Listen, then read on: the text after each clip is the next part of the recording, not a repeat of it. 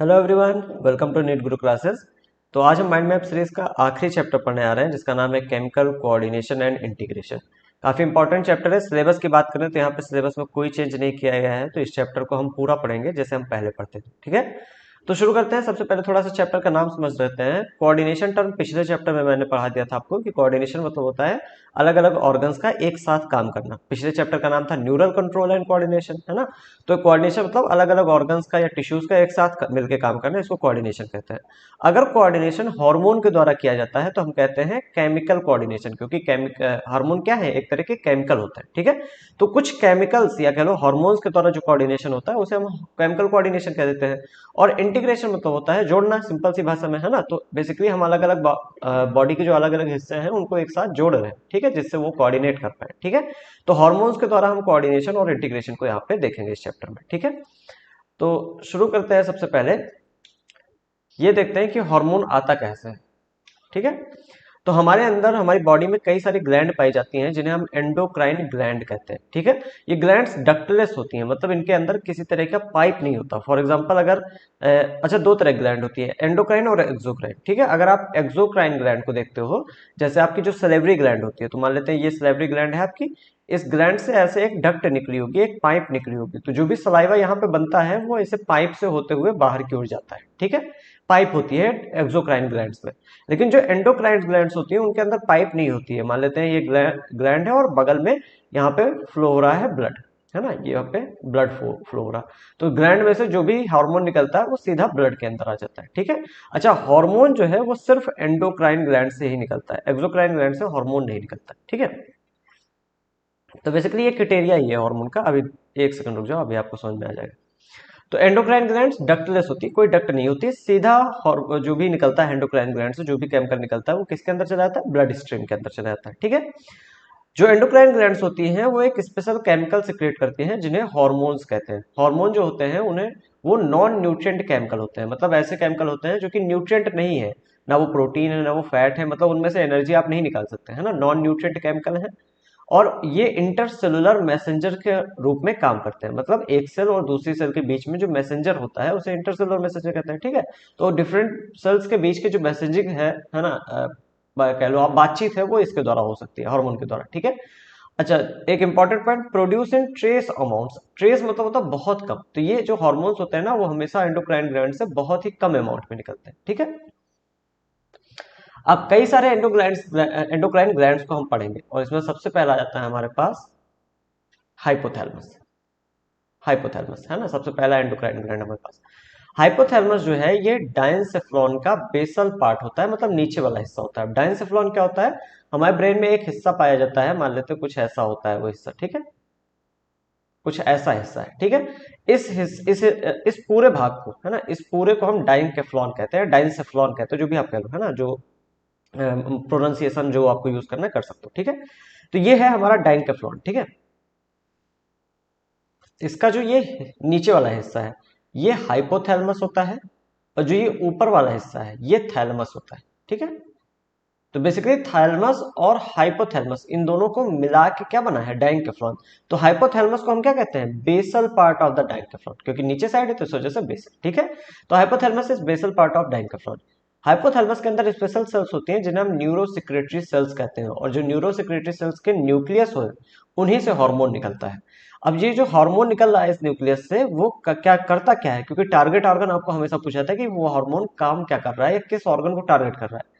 तो जो ये न्यूक्लियाई है हाइपोथैलेमस, बेसिकली उससे जो हार्मोन निकलता है वो कंट्रोल करता है पिट्यूटरी ग्लैंड को, बहुत इंपॉर्टेंट बात है। ठीक है, तो हाइपोथैलेमस का जो भी हार्मोन निकलेगा वो पिट्यूटरी ग्लैंड को कंट्रोल करेगा, और पिट्यूटरी ग्लैंड खुद एक एंडोक्राइन ग्लैंड है, मतलब पिट्यूटरी ग्लैंड में से भी हार्मोन निकलता है। ठीक है, तो एक जगह से हार्मोन निकल रहा है और दूसरी जगह काम कर रहा है, जहां काम कर रहा है वो खुद ही हार्मोन निकालने का काम करती है। ठीक है, तो हाइपोथैलेमस के अंदर न्यूरोसेक्रेटरी सेल्स है, उनकी न्यूक्लियाई से हार्मोन्स निकलेंगे जो कि पिट्यूटरी ग्लैंड को कंट्रोल करेंगे। ठीक है, अब हाइपोथैलेमस से दो तरह के हार्मोन निकलते हैं। ठीक है, एक होता है रिलीजिंग हार्मोन, एक होता है इनहिबिटिंग हार्मोन।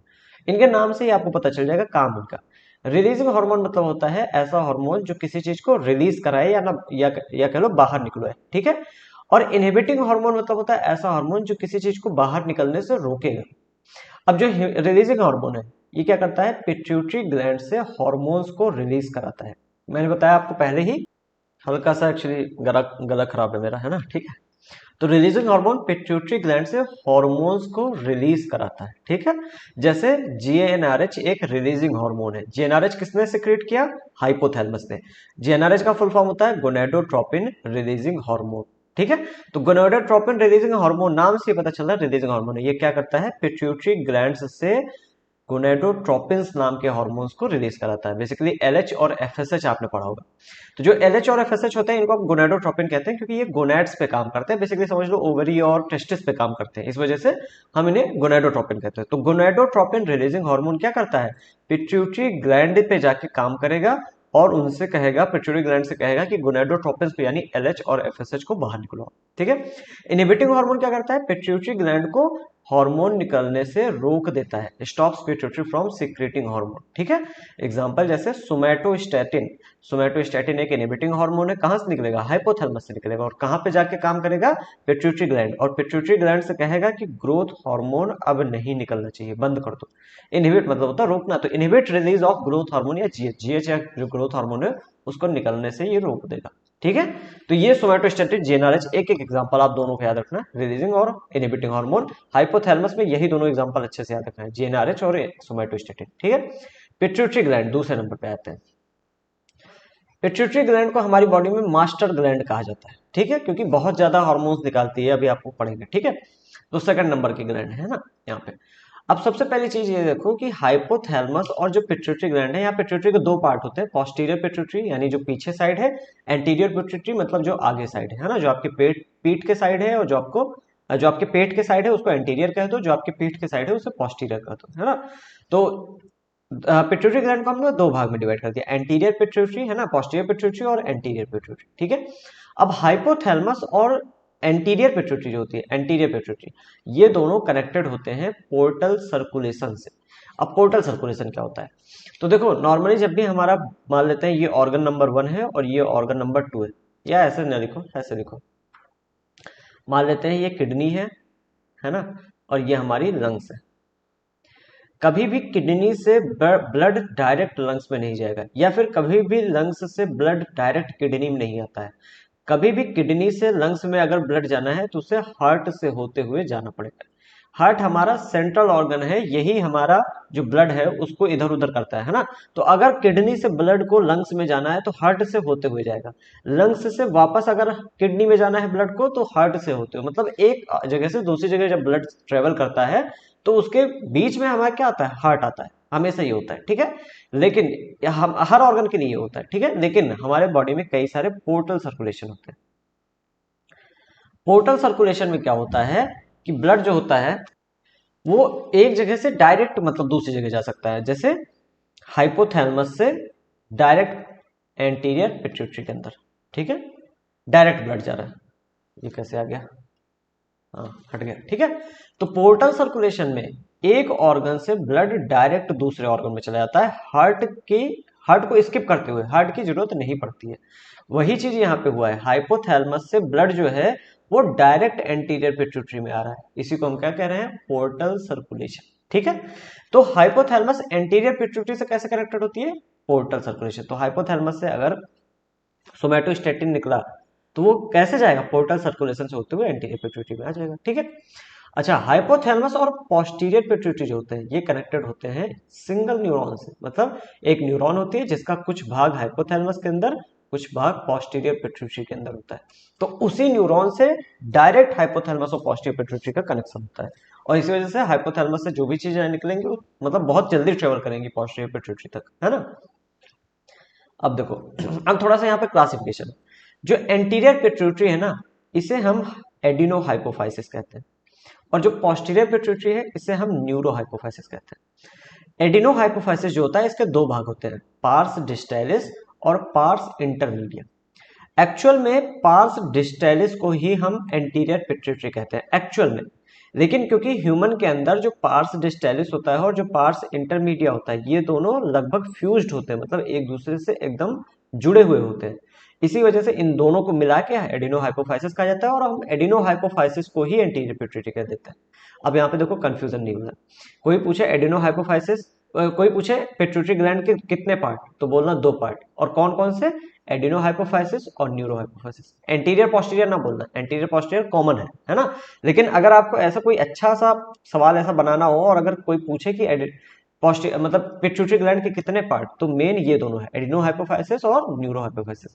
एडिनो हाइपोफाइसिस में जो पार्स डिस्टेलिस होता है इसी को हम एंटीरियर पिट्यूटरी कॉमनली कहते हैं, ठीक है।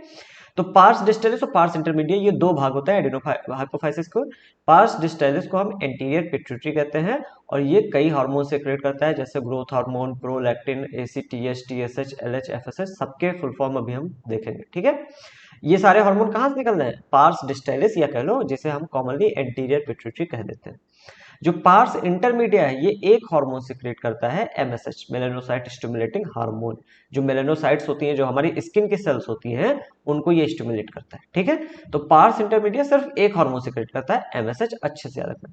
इन humans pars intermedia is almost merged with pars distalis. Humans में पार्स इंटरमीडिया पार्स डिस्टेलिस से लगभग मर्ज होते हैं, ठीक है। इसी वजह से इन दोनों को जोड़ के हम एडिनोफाइसिस कहते हैं और कभी कभी एडिनोफाइसिस को ही हम एंटीरियर पिट्यूटरी कहते हैं। अब देखो, पोस्टीरियर पिट्यूटरी को न्यूरो हाइपोफाइसिस कहते हैं और न्यूरो टर्म इस वजह से आता है क्योंकि हाइपोथैलेमस से पोस्टीरियर पिट्यूटरी न्यूरॉन से जुड़ी हुई है, समझ में आ रहा, इस वजह से न्यूरो हाइपोफाइसिस कहते हैं। न्यूरो हाइपोफाइसिस में सिर्फ एक भाग, पार्स नर्वोसा, ठीक है। एडिनो हाइपोफाइसिस में 2 भाग, पार्स डिस्टेलिस और पार्स इंटरमीडिएट। न्यूरो हाइपोफाइसिस में एक भाग, pars nervosa. Pars nervosa 2 hormone secrete करता है, ऑक्सीटोसिन और वैसोप्रेसिन। जो ऑक्सीटोसिन और वैसोप्रेसिन होते हैं ना, ये एक्चुअली हाइपोथैलेमस के अंदर बनते हैं और वो हाइपोथैलेमस के अंदर जैसे यहाँ पे बनेंगे हार्मोन, है ना, यहाँ पे हार्मोन बनेगा, ये ऐसे होते होते होते होते पार्स पोस्टीरियर पिट्यूटरी तक आ जाए, ठीक है। तो एक्चुअल में जो पोस्टीरियर पिट्यूटरी का हार्मोन है वो पोस्टीरियर पिट्यूटरी खुद नहीं बना रहा है, बना कौन रहा है, हाइपोथैलेमस बना रहा है, ठीक है। जबकि जो ये एंटीरियर पिट्यूटरी हार्मोन है ना, जीएच, प्रोलैक्टिन, ये सारे के सारे एंटीरियर पिट्यूटरी खुद बनाती है और खुद उसको रिलीज भी कराती है। लेकिन जो ऑक्सीटोसिन और वैसोप्रेसिन है बनाता कौन है, हाइपोथैलेमस, और रिलीज कौन करता है, पोस्टीरियर पिट्यूटरी। इस वजह से हम सीधा बोल देते हैं कि ये हार्मोन्स हैं किसके, पोस्टीरियर पिट्यूटरी के, बस बाकी बात ये होती है कि बनाता नहीं है पोस्टीरियर पिट्यूटरी, ठीक है। अब देखो, जो हमारे पिट्यूटरी ग्लैंड के एंटीरियर पिट्यूटरी के या पोस्टीरियर पिट्यूटरी के जो हार्मोन्स हैं उनके बारे में जरा देखेंगे। जो हमारे एक और पॉइंट है कि हमारी पिट्यूटरी ग्लैंड जो होती है एक कैविटी में रखी होती है ना, एक थैले में रखी होती है जिसे हम सेला टर्सिका कहते हैं, ठीक है। थैला समझ लो, एक जैसे सॉकेट टाइप का होता है बोन का, है ना, उसी के अंदर रखी होती है जिसे हम सेला टर्सिका कहते हैं, ठीक है। अब देखो, जीएच का फुल फॉर्म ग्रोथ हार्मोन। अगर ग्रोथ हार्मोन का ओवर सिक्रेशन हो गया तो ऑब्वियसली ज्यादा ग्रोथ हो जाएगी और इसे हम कहते हैं जाइगेंटिज्म, है ना। अगर मिडिल एज में ओवर सिक्रेशन हो गया, नॉर्मली ग्रोथ तो आपकी 20-21 तक होती है ना, लेकिन अगर आपकी 30-35 के आसपास में ओवर सिक्रेशन हो गया तो एक बीमारी हो जाती है जिसे हम एक्रोमेगैली कह देते हैं, ठीक है। इसमें चेहरे वहरे का एकदम, आपका चेहरे का हुलिया बदल जाता है एकदम, ठीक है। तो मिडिल एज में अगर ओवर सिक्रेशन हो गया तो एक्रोमेगैली कह देते हैं। अगर ग्रोथ हार्मोन का लो सिक्रेशन हो गया तो डॉर्फिज्म यानी बौनापन होगा, ठीक है। पीआरएल का फुल फॉर्म प्रोलैक्टिन। ये क्या कराता है, growth of memory gland. Obviously lectin term आपको पता है, lactic acid, sorry lactic acid से नहीं, मतलब लैक्टिक टर्म होता है आपका जो दूध होता है, उससे रिलेट किया जाता है, ठीक है। तो ग्रोथ ऑफ मेमोरी ग्लैंड, जो मेमोरी ग्लैंड होता है उसका ग्रोथ कराता है और उसमें मिल्क का फॉर्मेशन कराता है, ठीक है। टीएसएच का full form thyroid stimulating hormone. Thyroid hormone को सिक्रेशन, थायराइड हार्मोन का सिक्रेशन करवाता है ना, थायराइड ग्लैंड पे जाके काम करेगा और थायराइड हार्मोन का सिक्रेशन कराएगा। एसीटीएच एडिनोकॉर्टिकोट्रोपिक हार्मोन, ये क्या कराएगा, सिक्रेशन ऑफ ग्लूकोकॉर्टिकॉइड। ग्लूकोकॉर्टिकॉइड क्या है थोड़ा सा आगे आपको पता चलेगा, अभी छोड़ दो ऐसे ही, ठीक है। LH luteinizing hormone, obviously ovulation कराता है, आपको पता है एलएच मतलब 12th में पता चलता है, अगर आपने अभी 12th नहीं पढ़ी है तो एलएच जो होता है ल्यूटिनाइजिंग हार्मोन, ये ओवल्यूशन कराता है, ठीक है। थोड़ा सा गला खराब है, सॉरी। और इसके अलावा ये मेंटेन करता है कॉर्पस ल्यूटियम को, और कॉर्पस ल्यूटियम भी आप जब मेंस्ट्रुअल साइकिल पढ़ेंगे तो समझ में आएगा आपको, ठीक है। कॉर्पस ल्यूटियम स्ट्रक्चर होता है, उसको ये मेंटेन करता है, ठीक है, ल्यूटिनाइजिंग हार्मोन। एफएसएच जो होता है ये follicular stimulating hormone full form है, ये ग्रोथ कराता है ओवरियन फॉलिकल्स की, ठीक है, क्योंकि फॉलिकुलर स्टिमुलेटिंग तो मतलब फॉलिकल को स्टिमुलेट कर रहा है यानी ग्रोथ करा रहा है फॉलिकल्स की, ठीक है। एमएसएच मेलानोसाइट स्टिमुलेटिंग हार्मोन, ये स्किन में पिगमेंटेशन कराता है, ठीक है, जितना ज्यादा पिगमेंटेशन होगा उसकी स्किन आपकी थोड़ा डार्कर होती जाएगी, ठीक है। ऑक्सीटोसिन मिल्क का इजेक्शन कराता है, फॉर्मेशन नहीं कराता। प्रोलैक्टिन क्या कर रहा था, मिल्क फॉर्मेशन करा रहा था। ऑक्सीटोसिन क्या करता है, मिल्क को इजेक्ट कराता है, मतलब बाहर निकालता है। जब जो बच्चा होता है सक करता है जब निपल्स पे, तो मिल्क को बाहर निकलवाता है ऑक्सीटोसिन, ठीक है। इसके अलावा ये कॉन्ट्रैक्शन ऑफ यूट्रस कराती है। यूट्रस जो होती है यानी जो बच्चे जहाँ पे जो बच्चा जो होता है डेवलप होता है ना माँ के अंदर, जहाँ पे बच्चा डेवलप होता है, यूट्रस उसे कहते हैं, वुम्ब कहते हैं या फिर है ना गोद। तो यूट्रस जो होता है उसका कॉन्ट्रैक्शन कराता है ड्यूरिंग चाइल्ड बर्थ के दौरान, ठीक है। इसके अलावा वैसोप्रेसिन, ऑक्सीटोसिन वैसोप्रेसिन किससे निकलते थे, पार्स नरोसा या पोस्टीरियर पिट्यूटरी के, ठीक है।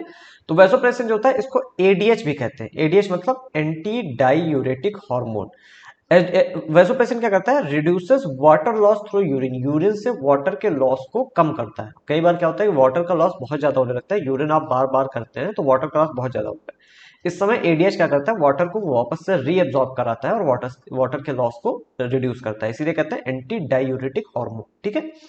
अच्छा, अगर इंपेयरमेंट हो गया एडीएच में कोई कमी हो गई तो जो डायबिटीज होती है उसे हम डायबिटीज इंसिपिडस कहते हैं। आपको पता है दो तरह की डायबिटीज होती है, डायबिटीज मिलेटस और इंसिपिडस।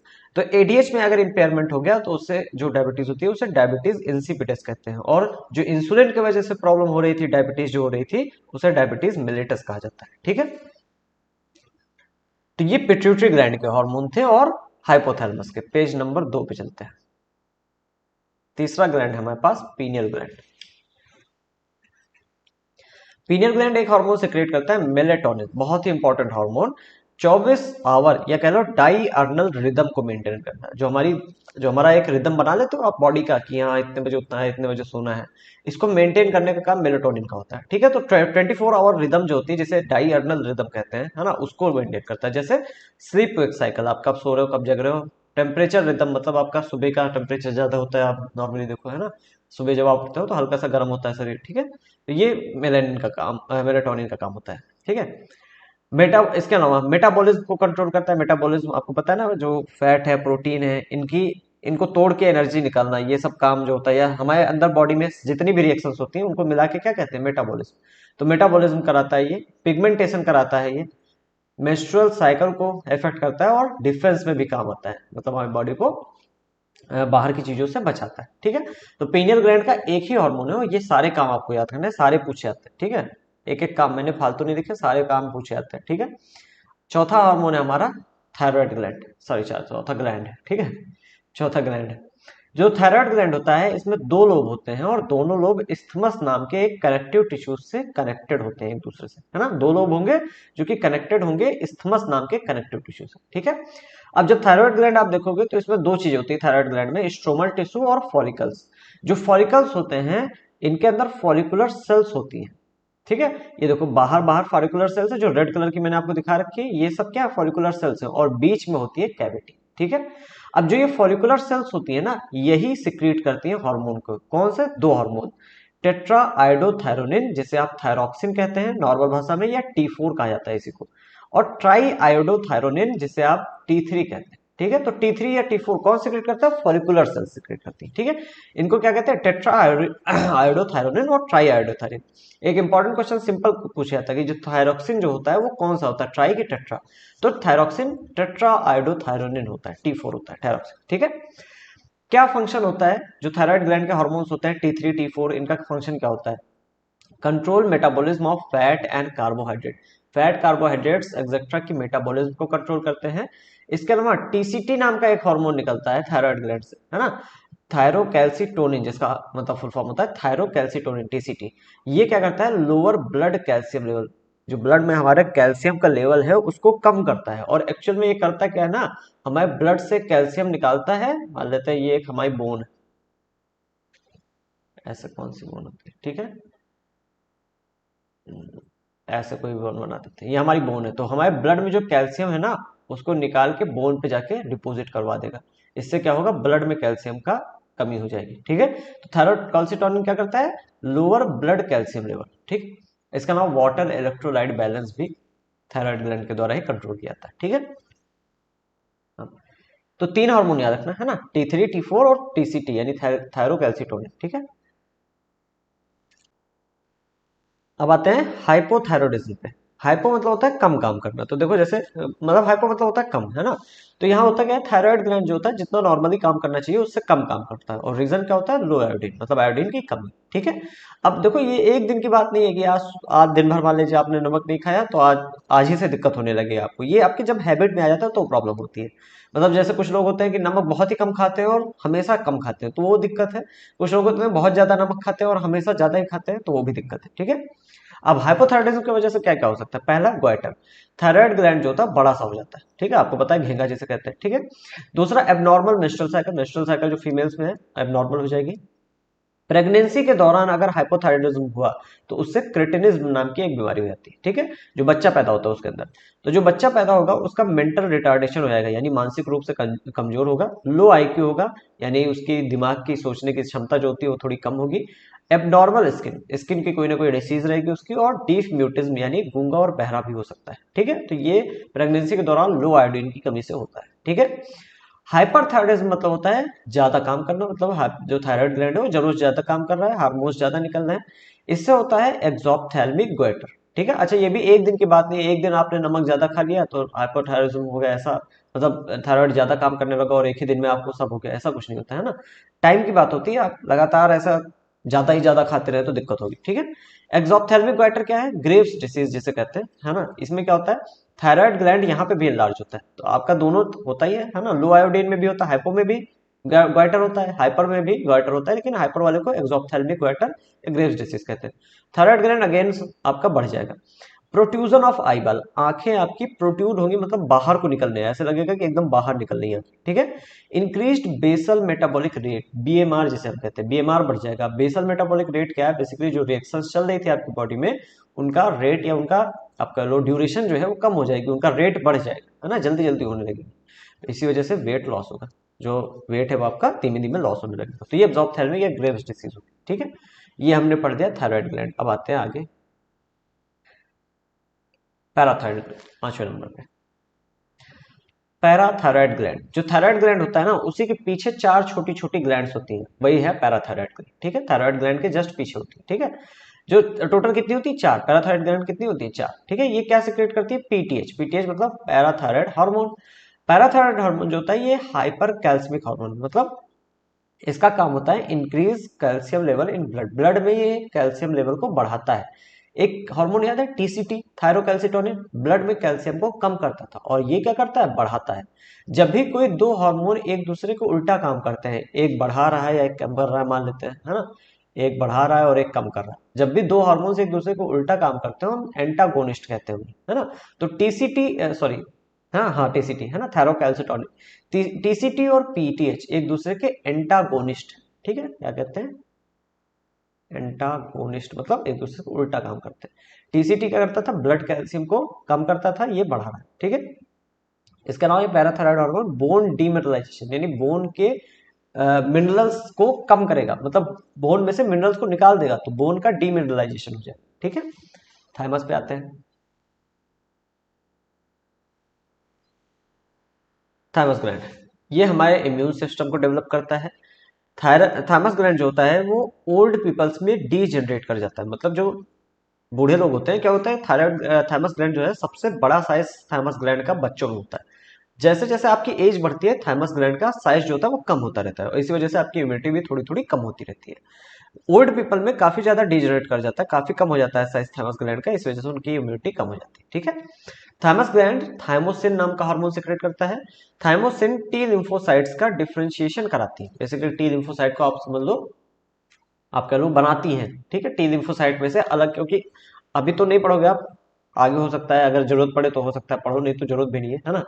मतलब अगर ऐसा थोड़ी है कि हर आदमी को डॉक्टर ही बनना है। ठीक है, तो अगर अगर आप एमबीबीएस कर रहे हैं या बीएमएस कर रहे हैं या बीएचएमएस या फिर यूनानी कर रहे हैं, है ना, या होम्योपैथी कर रहे हैं, कुछ भी आप कर रहे हैं, तो आप पढ़ोगे कि टी लिम्फोसाइट्स भी अलग अलग तरह की होती हैं।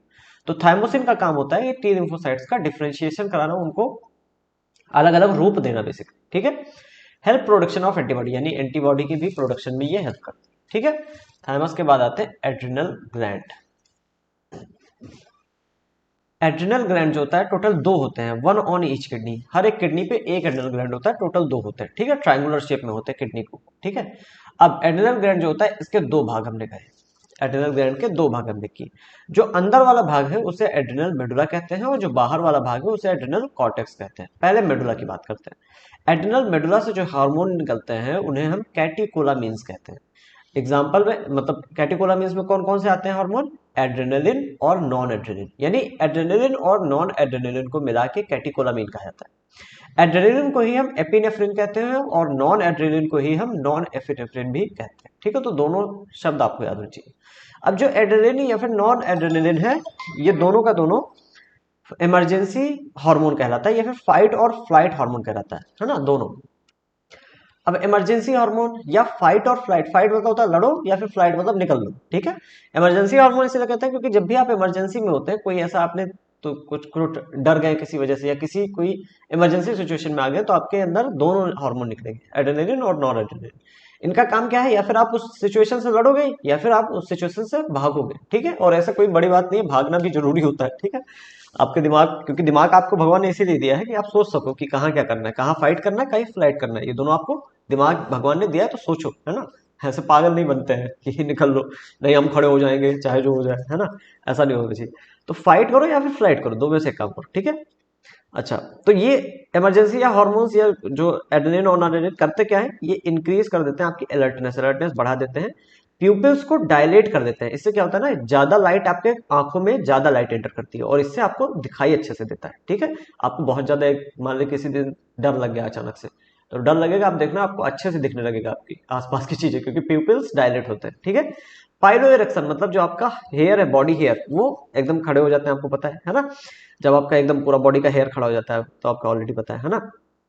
Increase heart rate and rate of respiration, आपका हार्ट रेट बढ़ जाएगा क्योंकि भागना है या फिर लड़ना है, दोनों केसेस में आपको ज्यादा खून की जरूरत पड़ेगी, ज्यादा ऑक्सीजन की जरूरत पड़ेगी, और जो ऑक्सीजन है वो कौन ले जा रहा है, खून ले जा रहा है, तो हार्ट रेट बढ़ जाएगा, रेस्पिरेशन बढ़ जाएगा, जिससे कि ऑक्सीजन की ज्यादा जरूरत पूरी पड़ जाए, ठीक है।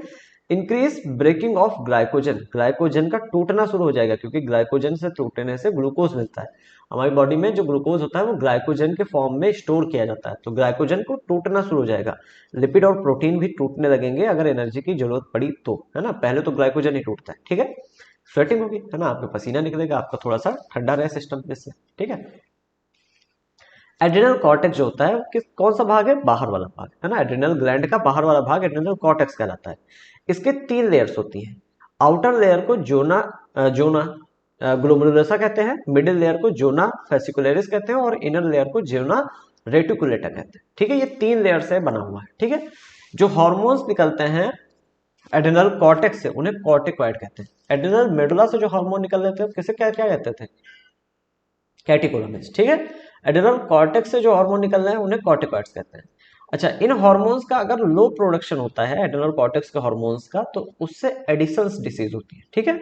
इसमें क्या होता है, चेंज्ड कार्बोहाइड्रेट मेटाबॉलिज्म, कार्बोहाइड्रेट की जो मेटाबॉलिज्म है वो चेंज हो जाती है, ठीक है। अभी एडिसन्स डिसीज आपको डिटेल में नहीं जाननी, बस आपको पता होना चाहिए कि एड्रिनल कॉर्टेक्स के लो प्रोडक्शन से होती है एडिसन्स डिसीज, ठीक है। अब कॉर्टिकॉइड जो हार्मोन है ये 3 भागों में डिवाइड है, ग्लूकोकॉर्टिकॉइड, मिनरलोकॉर्टिकॉइड और गोनेडोकॉर्टिकॉइड। ग्लूकोकॉर्टिकॉइड जो होते हैं ये कार्बोहाइड्रेट मेटाबॉलिज्म में हेल्प करते हैं, ठीक है। एग्जांपल कॉर्टिसोल क्या है, एक ग्लूकोकॉर्टिकॉइड है।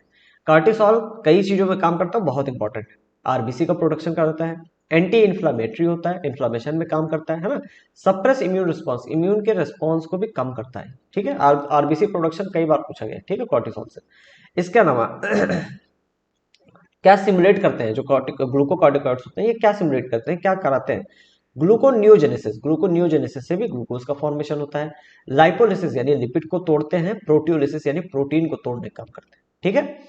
इनहिबिट क्या करते हैं, मतलब क्या नहीं होता है, तो cellular Uptake and use of amino acid, यानी ये सेल को अमीनो एसिड्स ना लेने देते हैं और ना ही यूज कर देते हैं। तो सेलुलर अपटेक और यूज ऑफ अमीनो एसिड को इनहिबिट करते हैं, यानी सेल ना तो अमीनो एसिड्स को ले सकती है और ना ही यूज कर पाती है, ठीक है। किसकी वजह से, ग्लूकोकॉर्टिकॉइड की वजह से, ठीक है।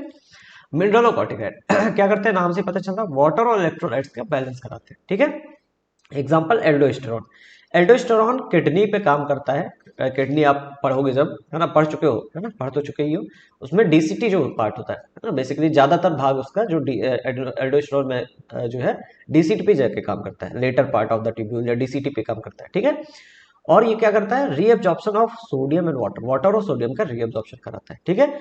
इसके अलावा ये पोटेशियम और फॉस्फेट आयन का एक्सक्रीशन कराता है, ठीक है, एक्सक्रीशन निकालना है, ठीक है। यहाँ पे एक्सक्रीशन नहीं होगा, सिक्रीशन लिख दो, ठीक है, सिक्रीशन लिख दो, एक्सक्रीशन टर्म अलग है, सिक्रीशन लिख दो, ठीक है। अच्छा, अब गोनेडोकॉर्टिकॉइड कहते हैं, गोनेडोकॉर्टिकॉइड में आता है एंड्रोजेनिक स्टेरॉइड्स। जो एंड्रोजेनिक स्टेरॉइड्स हैं ये प्यूबिक हेयर्स को, नाम ही पता चला एंड्रोजन जो होता है, पता है आपको, मेल हार्मोन या करो सेक्स हार्मोन्स होते हैं, है ना, थोड़ा सेकेंडरी सेक्सुअल कैरेक्टर्स पे काम करते हैं, ठीक है। तो ग्रोथ ऑफ प्यूबिक एक्सियल, ये प्यूबिक एक्सियल और फेशियल हेयर को ग्रो कराते हैं। प्यूबिक हेयर आपको पता है जो प्राइवेट पार्ट्स में आपके हेयर होते हैं वो प्यूबिक हेयर है। एक्सियल बेसिकली आपके जो बगल में बाल होते हैं, है ना, मान लेते हैं ये हाथ है और ये आपका पेट, यहाँ वाले जो बाल होते हैं, है ना, उन्हें एक्सियल हेयर कहते हैं, और शक्ल के हेयर, चेहरे के, ठीक है, फेशियल हेयर। तो ये हो गया हमारा एड्रेनल ग्लैंड। एड्रेनल ग्लैंड के हार्मोन्स जो है वो थोड़ा सा कंफ्यूज करते हैं, इस वजह से अच्छे से याद करना ये, ठीक है। अब आते हैं पैंक्रियास।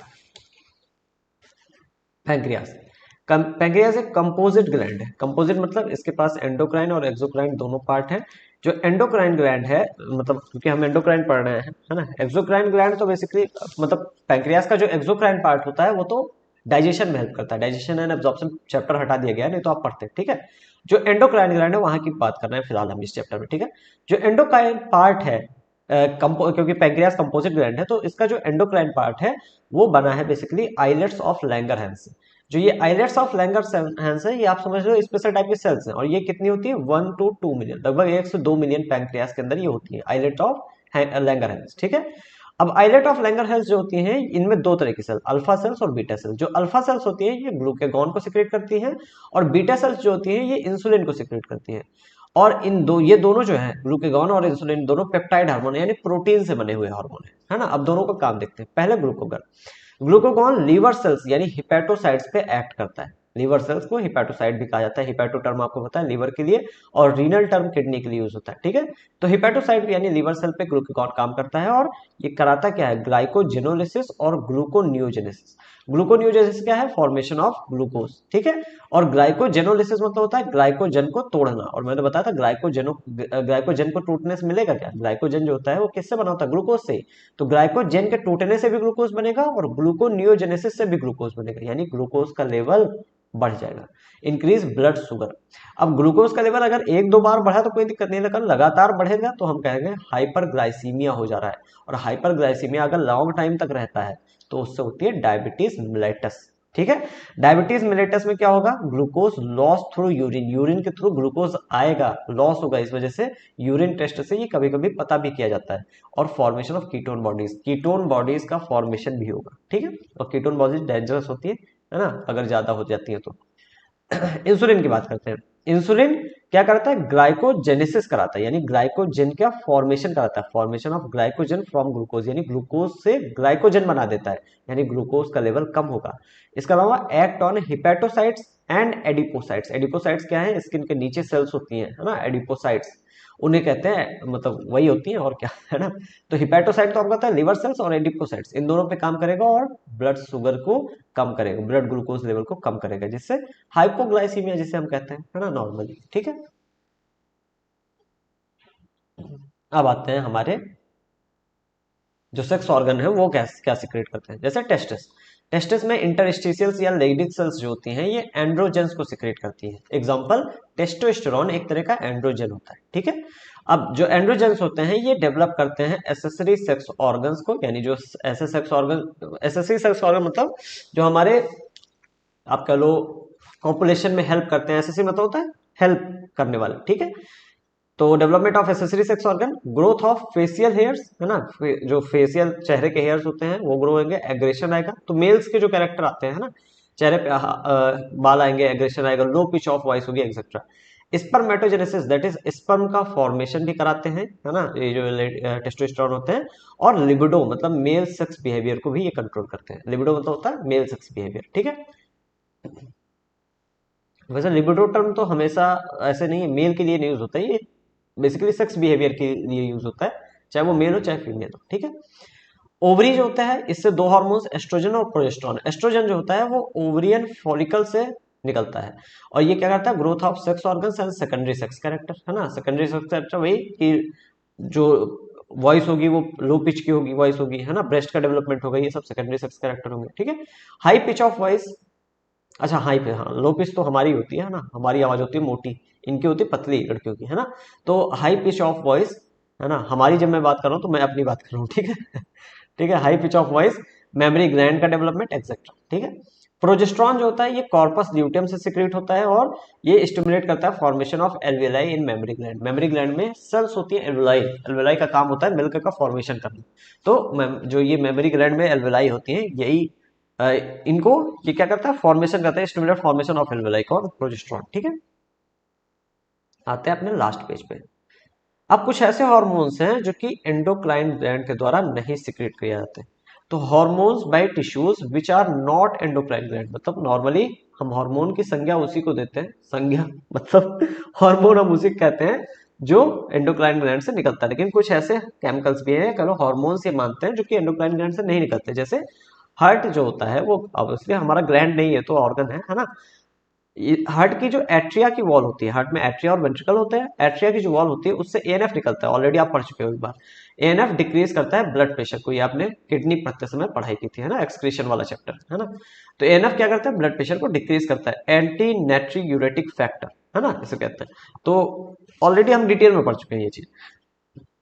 दूसरा पॉइंट भी पढ़ चुके हैं हम, किडनी जो होती है इसके अंदर जेजे सेल्स होती है, जेक्स्ट्रा ग्लोमुलर अपरेटस, उसकी सेल्स को कहते हैं जेक्स्ट्रा ग्लोमुलर सेल्स। एरिथ्रोपोइटिन यानी आरबीसी का फॉर्मेशन कराती है। एरिथ्रोपोइटिन जो होता है, मतलब जेजे सेल्स जो होती है एरिथ्रोपोइटिन सिक्रेट करती है, जिससे आरबीसी का फॉर्मेशन होता है, ठीक है। गैस्ट्रो इंटेस्टाइनल ट्रैक्ट, यानी जो हमारा गैस्ट्रो इंटेस्टाइनल ट्रैक्ट है, जीआईटी जिसे हम कहते हैं, बेसिकली आप समझ लो हमारे ईसोफेगस से लेके जो हमारी इंटेस्टाइन है वहां तक का जो भाग है हमारा, ईसोफेगस या स्टमक से लेके, है ना, स्टमक से लेके जो हमारी इंटेस्टाइन का भाग जो है हमारा एलिमेंट्री कैनाल का, उसी को हम गैस्ट्रो इंटेस्टाइनल ट्रैक्ट कह देते हैं, ठीक है। इनसे भी कुछ हार्मोन्स निकलते हैं, जैसे गैस्ट्रिन। गैस्ट्रिन जो होता है गैस्ट्रिक ग्लैंड्स के ऊपर एक्ट करता है और सिक्रेट कराता है एचसीएल एंड पेप्सिनोजन। अब पेप्सिनोजन आप पढ़ते हैं अगर क्या कहते हैं उसे, डाइजेशन एंड एब्जॉर्प्शन चैप्टर होता, लेकिन डिलीट हो गया, ठीक है। इसके बाद सिक्रेटिन, सिक्रेटिन जो है वो पैंक्रियास के एक्सोक्राइन भाग पे हेल्प करता है, मतलब एक्ट करता है, एक्ट करता है, और वाटर और बाइकार्बोनेट आयंस को सिक्रेट कराता है, ठीक है, सिक्रेटिन। कोलेसिस्टोकाइनिन यानी सीसीके, सीसीके जो होता है वो पैंक्रियास और गॉल ब्लैडर पे एक्ट करता है, ठीक है, और पैंक्रियास से पैंक्रियाटिक एंजाइम्स को निकालता है, और गॉल ब्लैडर से बाइल जूस को निकालता है, ठीक है। गैस्ट्रिक इनहिबिटरी पेप्टाइड, जीआईपी ये कहते हैं इसको, गैस्ट्रिक इनहिबिटरी पेप्टाइड, ये क्या करता है, inhibit gastric secretion and motility, जो गैस्ट्रिक जूसेस हैं उनका सिक्रीशन कम करता है और उनकी मोटिलिटी को कम करता है। अब देखो गैस्ट्रो इंटेस्टाइनल ट्रैक्ट जो होता है बेसिकली हमारा क्या है, डाइजेशन ही तो है वहां पे पूरा। तो यहाँ जितनी भी चीजें गैस्ट्रिन, सिक्रेटिन, कोलेसिस्टेकाइनिन या जी गैस्ट्रिक इनहिबिटरी पेप्टाइड, सारे क्या करते हैं, कुछ ना कुछ डाइजेशन से रिलेटेड काम करते हैं, ठीक है। ग्रोथ फैक्टर्स, अच्छा इसका नाम है अंदर ग्रोथ फैक्टर सिक्रेट करते हैं, ये भी नॉन एंडोक्राइन ग्लैंड्स के द्वारा सिक्रेट होते हैं, ठीक है। हमें जानना नहीं है स्पेसिफिक क्या होता है ना, ऐसा कोई जानना नहीं है, ठीक है। ये हमारी नॉर्मल ग्रोथ और टिश्यूज के रिपेयर के लिए जरूरी होते हैं, necessary for normal growth and repair of tissues, ठीक है। पहले यहाँ पे आ जाओ।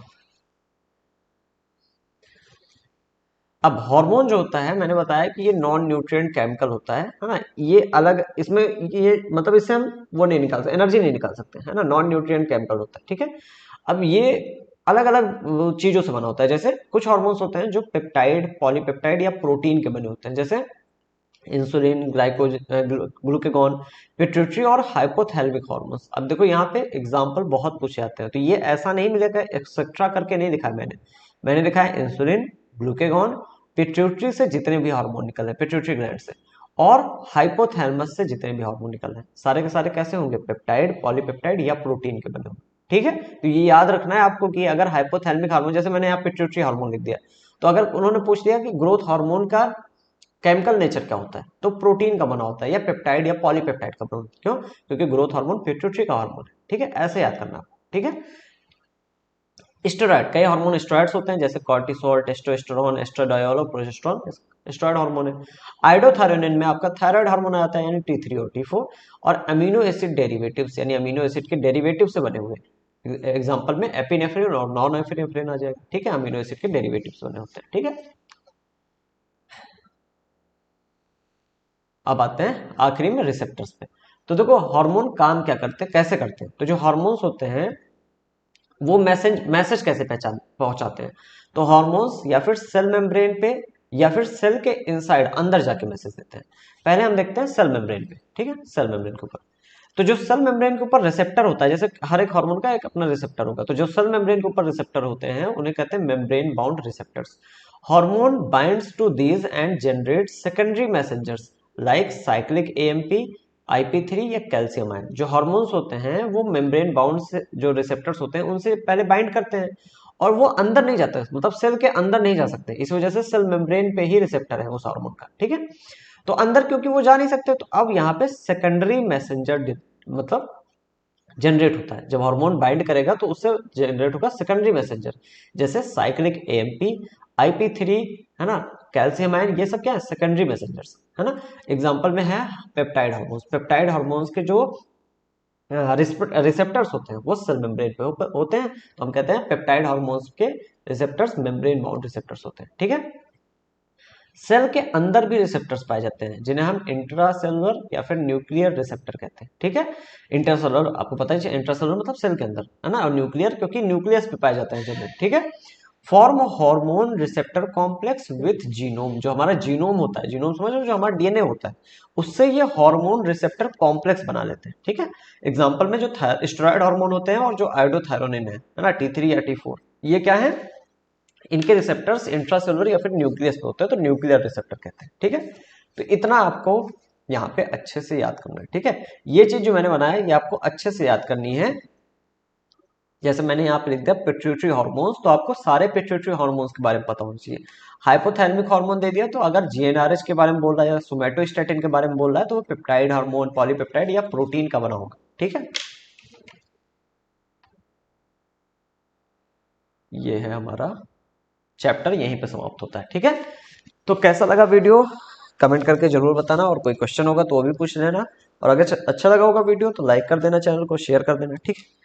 ठीक है, मिलते हैं अगले वीडियो में, तब तक के लिए बाय। अच्छा, एक कंफ्यूजन हो सकता है आपको हो रही हो, है ना, यहाँ पे मैंने लिखा है कि, सॉरी, यहाँ पे मैंने लिखा है कि जो एंडोक्राइन ग्लैंड्स मतलब जो हार्मोन्स होते हैं ये नॉन न्यूट्रिएंट्स होते हैं, मतलब ये प्रोटीन, फैट, ये सब नहीं होते हैं। लेकिन यहाँ पे मैंने कह दिया कि हार्मोन्स जो होते हैं, यहाँ पे लास्ट में आते हैं, ये पेप्टाइड प्रोटीन के हो सकते हैं, है ना, अमीनो एसिड के हो सकते हैं, तो ऐसा क्यों, देखो नॉन न्यूट्रिएंट टर्म यहाँ पे, नॉन न्यूट्रिएंट टर्म इस वजह से यूज किया जाता है कि जो जो न्यूट्रिएंट्स होते हैं ना हमारे, जो न्यूट्रिएंट्स होते हैं ये हमारे क्या किए जाते हैं, इनको हम एनर्जी के लिए इनको यूज किया जाता है एनर्जी के लिए, ठीक है।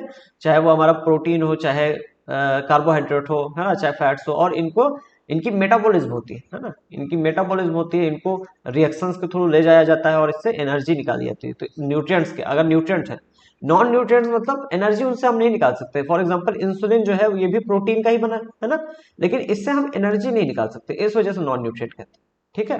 तो ये याद रखना, नॉन न्यूट्रिएंट केमिकल्स होते हैं लेकिन ये प्रोटीन के बने होते हैं, है ना, ऐसा वो नहीं है कुछ है, ठीक, ठीक है।